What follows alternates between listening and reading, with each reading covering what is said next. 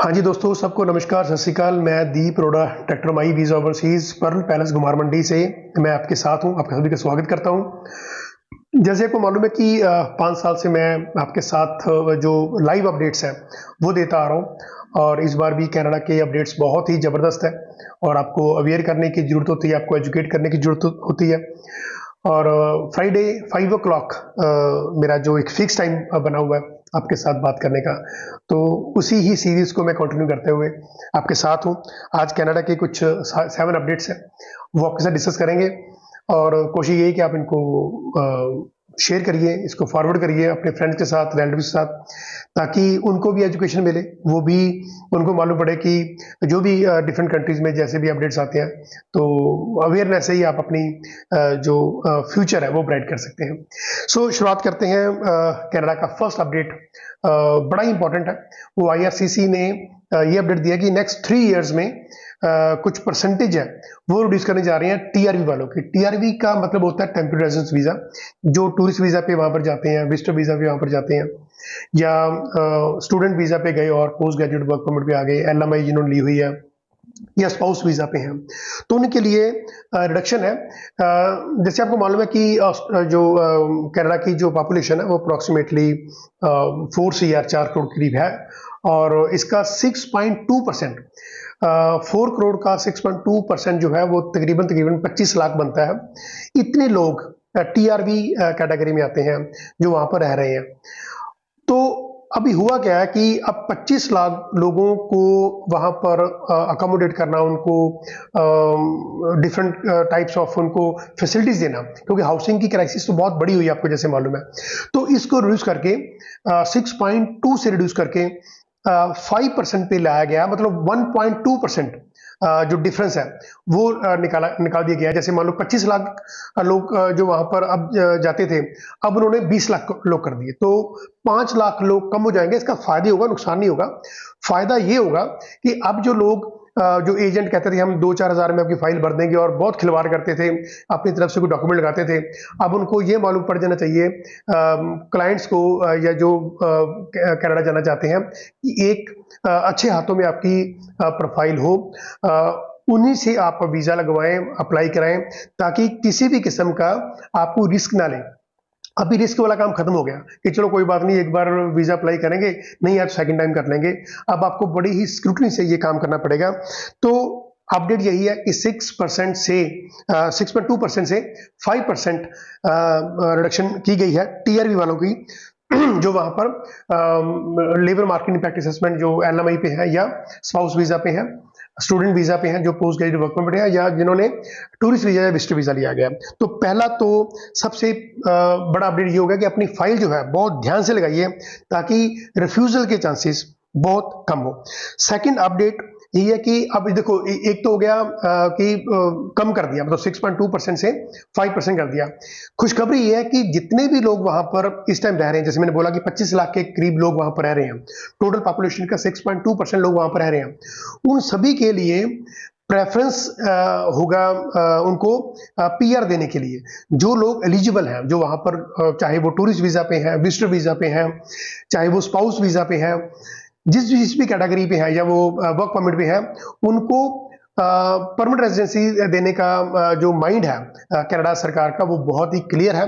तो ये खुशखबरी भी साथ में है, खासतौर पे जो स्टूडेंट्स हैं जो कैनेडियन एक्सपीरियंस क्लास में आते हैं, उनके लिए तो बहुत बड़ा चांस। आपको मालूम है कि पैंडेमिक में जब कोविड का टाइमिंग था, और 2021 में भी 75 पॉइंट्स पे भी PR का ऑप्शन दे दिया था, ITA सभी को मिल गई थी। तो इसी तरीके से उस सीरीज को कंटिन्यू करते हुए कनाडा ने एक बहुत बड़ा अपडेट दिया है कि जितने भी लोग वहां पर रह रहे हैं, उनको परमानेंट रेजिडेंसी के लिए पूरी उनको जो परमिशन दी जाएगी कि वो यदि एलिजिबल है तो वो अपनी PR डाल सकते हैं। थर्ड जो बहुत बड़ा अपडेट ये था कि अब जो लोग LMI लेते हैं, जो लेबर मार्केट इंपैक्ट असेसमेंट लेते थे, अब एक तो उन पे 30% की रिडक्शन की गई है। देखो, ये जो सारा कुछ हो रहा है ना, ये कनाडा सरकार ने आपके लिए बेनिफिट के लिए किया है। जो वहां पर कैनेडियन है, जो लोग वहां पर रह रहे हैं, उनके बेनिफिट के लिए, तो नुकसान कहीं किसी का नहीं हो रहा। 30% जो रिडक्शन हुई है, इनमें देखो हेल्थ केयर वाला कोई भी इफेक्ट नहीं होगा, इसमें जो कंस्ट्रक्शन वाला है वो इफेक्ट नहीं होगा, एग्रीकल्चर वाला इफेक्ट नहीं होगा, जो मेजर रूट्स मानी जाती हैं कनाडा की। तो बाकी जो ठीक है, जो डिफरेंट कैटेगरीज में आते हैं उनकी 30% रिडक्शन है। तो इसका जो LMI का जो टाइम पीरियड है वो भी कम किया गया है, वो 12 महीने से 6 महीने कर दिया गया। अब इसका मतलब ये नहीं कि इसको वर्क परमिट कम मिलेगा।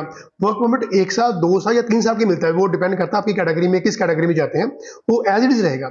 6 मंथ्स का ये मतलब होता है कि जैसे मान लीजिए कि एक एम्प्लॉयर ने ओवरसीज से एक बंदा बुलाना है, अब वो जो बंदा यहाँ पर बुलाते हैं उसको पहले 1 साल मिलता था, 1 साल में बंदा बुला सकता है, अब सिर्फ 6 महीने मिलेंगे। इसका अब नुकसान किसको होगा? जिन्होंने पीआर डाली हुई है, जिन्होंने परमानेंट रेजिडेंस डाली है। अब 6 महीने के अंदर अंदर उनकी यदि ITA इन्विटेशन अप्लाई नहीं आता तो उनको दोबारा ये डालना पड़ेगा, तो ये थोड़ा सा दिक्कत हो सकती है। बाकी जिनके पास, जिन्होंने वर्क परमिट लेना उनके लिए 6 मंथ्स सफिशिएंट रहते हैं, कोई घबराने वाली बात नहीं होती। जो ESTC डिपार्टमेंट है, employment social development of Canada है, ये डिसाइड करती है कि किसको LMI देनी है, किसको नहीं देनी है। 1 साल की, 2 साल की, 3 साल की है, तो 6 महीने में यदि आप LMI लेना चाहते हैं तो ले सकते हो, कोई बड़ी बात नहीं है। बट PRF वालों के लिए, जिन्होंने LMI को PR में कन्वर्ट करना है, जिनको 50 पॉइंट्स मिल रहे हैं, उनके लिए ये दिक्कत हो सकती है यदि 6 महीने में उनकी LMI इशू नहीं होती। तो ये सबसे बड़ी जो प्रॉब्लम थी वो मैंने आपको बताई है। मैं आपको ये बताना भूल गया कि जो LMI का 6 मंथ्स का बताया, उसको आपको ये भी ध्यान रखना पड़ेगा कि जो एम्प्लॉयर है वो वहां पर कम से कम 2 साल बिजनेस करता हो, कंपनी चलाता हो, उसके पास 2 परमानेंट इंप्लॉय होने चाहिए और उसकी जो नेटवर्थ है वो $4 मिलियन होनी चाहिए। तो ये भी साथ में एक कंडीशन लागू हो चुकी है। LMI जो इशू करेंगे उनके लिए कोई एम्प्लॉयर, पहले तो था कि चलो अभी एम्प्लॉयर वहां पर पहुंचा कनाडा में तो साथ ही वो LMI इशू करना शुरू कर देता था, नेटवर्थ का कोई चक्कर नहीं था। बट अब आपको देखना पड़ेगा कि वो पर्सन जो है, जो आपको LMI दे रहा है, वो 2 साल से वहां पर काम कर रहा हो। तो ये तो बात होगी LMI के बारे में। अब नेक्स्ट बात जो मैंने बताने जा रहा था कि आपको मालूम है कि जो स्पाउस वीजा है वो मास्टर्स एंड PhD वालों के लिए है, लॉ और मेडिसिन वालों के लिए। बट लास्ट जो मैं वीडियो आपके साथ में शेयर की थी, मैं आपके साथ लास्ट फ्राइडे आपसे मैं बात की थी, उसमें मैंने बताया था कि आप बैचलर वाले भी जा सकते हैं, जिन्होंने +2 की है, उसके बाद मान लो उन्होंने LLB की है या BSc नर्सिंग की है, B.Ed की है या बैचलर फार्मेसी की है। तो ऐसे जो स्टूडेंट्स हैं वो भी अपने स्पाउस को लेके जा सकते हैं जो डिग्री करने जाएंगे, तो उनके लिए कोई घबराने वाली बात नहीं है। नेक्स्ट अपडेट बहुत ही इंपॉर्टेंट थी कि जो पब्लिक प्राइवेट कॉलेजेस हैं, जो पहले बताया गया था कि 1 सितंबर को उनके जो वर्क परमिट है उनको नहीं मिलेंगे, अब वो थोड़ा सा कम करके उन्होंने 15 मई कर दिया गया। मुझे ये लगता है कि थोड़ा सा इमेच्योर डिसीजन लिया गया है कनाडा की गवर्नमेंट की तरफ से, क्योंकि सपोज हम छोटा सा ऑफिस चलाते हैं तो उसको भी हम बड़ा ध्यान से देखते हैं कि किसी का कोई नेगेटिव इंपैक्ट ना पड़े। अब ठीक है, जब 22 जनवरी को ये बात आई थी, उन्होंने ये कहा था कि हम 1 सितंबर को रूल चेंज करेंगे, या हम 2-4 हफ्ते पहले भी कर सकते हैं। बट अब 4 महीने पहले कर दिया कि 15 मई इसकी लास्ट डेट कर दिया पोस्ट ग्रेजुएट वर्क परमिट वालों की, जो PPP में जो प्राइवेट पब्लिक प्राइवेट कॉलेजेस में पढ़ेंगे, पार्टनरशिप कॉलेजेस पढ़ेंगे, तो उनके लिए ये बहुत बड़ी दिक्कत आने वाली है।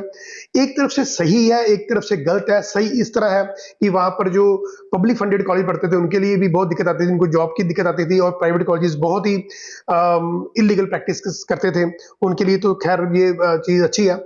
और नुकसान ये हो जाता है कि जो एक पर्सन माइंड सेटिंग करके बैठा हो कि ठीक है कि 1 सितंबर से पहले पहले हम फाइल डाल देते हैं, अब 15 मई आ गया तो थोड़ा सा झटका तो उनको लगेगा।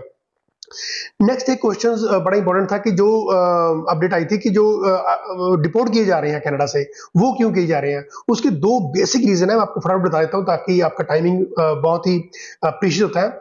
सबसे पहली बात तो ये कि उनको कंप्लीट इंफॉर्मेशन नहीं होती। जब वो किसी इमिग्रेशन ऑफिसर के साथ उनसे पूछा जाता है कि आप क्यों जा रहे हो कनाडा, तो उनके पास इनकम्प्लीट इंफॉर्मेशन होती है, तो सबसे पहले तो वो पकड़े जाते हैं। दूसरा, उनके पास जो इन हैंड डॉक्यूमेंट्स होते हैं वो कंप्लीट नहीं होते, तो इसके कारण उनको डिपोर्ट किया जा सकता है। आप उनमें से ना हो तो सबसे पहला पॉइंट ये कि जिस प्रोविंस में जा रहे हैं, जिसके पास जा रहे हैं, उसकी सारी इंफॉर्मेशन, उसके कॉन्टैक्ट नंबर, उनका क्या वेन्यू है, वहां पर किन से मिलने जाना है, क्यों मिलने जाना, आपके पास जो आपने लेटर ऑफ कवरिंग में लिखा हुआ है वो आपको मालूम होना चाहिए, और आपके पास उसके एप्रोप्रिएट डॉक्यूमेंटेशन आपके हाथ में होने चाहिए। नेक्स्ट अपडेट ये था कि जो परमिशन अटेस्टेशन लेटर जिसे पॉल कहते हैं, वो ब्रिटिश कोलंबिया से इशू होने शुरू हो गया, तो उम्मीद है कि जो डिफरेंट और प्रोविंसेस हैं तो वो भी शुरू कर देंगे। नेक्स्ट अपडेट ये था कि जैसे 20 आवर्स से 40 आवर्स किया गया था वर्किंग राइट्स, तो अब वो फिर 30% 30 आवर्स किए जा रहे हैं। तो कोशिश ये करिए कि देखिए सबसे बड़ी जो प्रॉब्लम है वो मार्क मिलर ने यही शो किया कि आफ्टर पैंडेमिक स्टूडेंट्स के लिए ये बहुत दिक्कत था वहां पर अकोमोडेट करना। तो 40 आवर्स किए गए, अब थोड़ा सा हालात ठीक हुए हैं, कैनेडियन को भी इन्होंने मौका दिया काम करने का। तो जो स्टूडेंट्स हैं उनके लिए 40 आवर्स से 30 आवर्स, जबकि 20 आवर्स नहीं किए, ये अच्छी बात है, 30 आवर्स किए गए ताकि आप अपना जो वहां पर लिविंग जो आपके जो एक्सपेंसेस है वो आपको वो बियर कर सकें। सो ओवरऑल ये सारा जो सिनेरियो मैंने बताया है वो एक हाउसिंग क्राइसिस को compete करने के लिए, ताकि वहां पर एकदम जो मॉर्गेज या रेंट्स बढ़े हैं या जो एकदम हाउसिंग क्राइसिस बहुत बढ़ गया, इन्फ्लेशन बहुत बड़ी थी, उस चीज को अकोमोडेट करने के लिए, देखो ये मैं बार बार कह रहा था कि 2015 का दौर दोबारा आएगा और आ भी गया। जैसे LMI का जैसे बताया कि 30% डिडक्शन हुई है और 6 महीने का 2015 में भी ऐसी था। LMI का जो वैलिडिटी थी वो 6 मंथ्स ही था। ये तो बाकी जो कंजर्वेटिव से जो नेक्स्ट सरकारें आती हैं उन्होंने कुछ चेंज किया। तो अभी आपको देखना पड़ेगा कि कनाडा जाने से पहले ये चीज़ों का ध्यान रखना पड़ेगा कि आपके जो स्पाउस हैं वो यदि अपने मास्टर्स और PhD करने जाना तभी लेके जाइए। LMI इशू करानी है तो आपको 6 मंथ्स मिलेंगे। और जो मैंने आपको सारे अपडेट्स दिए हैं तो उसको अपने बिल्कुल ध्यान से समझना है और इम्प्लीमेंट करना है। और किसी भी किस्म की किसी की अफवाहों में नहीं आना कि बड़ा डिफिकल्ट हो गया या बहुत ईजी हो गया। पूरा अपनी एजुकेशन लेके जाइए, पूरा अपने आप को अवेयर करके जाइए। और आपका मेरे साथ जुड़ने के लिए बहुत बहुत धन्यवाद। नेक्स्ट फ्राइडे को 5 o'clock मैं दोबारा आपके साथ कुछ नए अपडेट्स लेकर हाजिर हूंगा। मुझे दीजिए इजाजत। बहुत बहुत शुक्रिया आपका मुझे समय देने के लिए।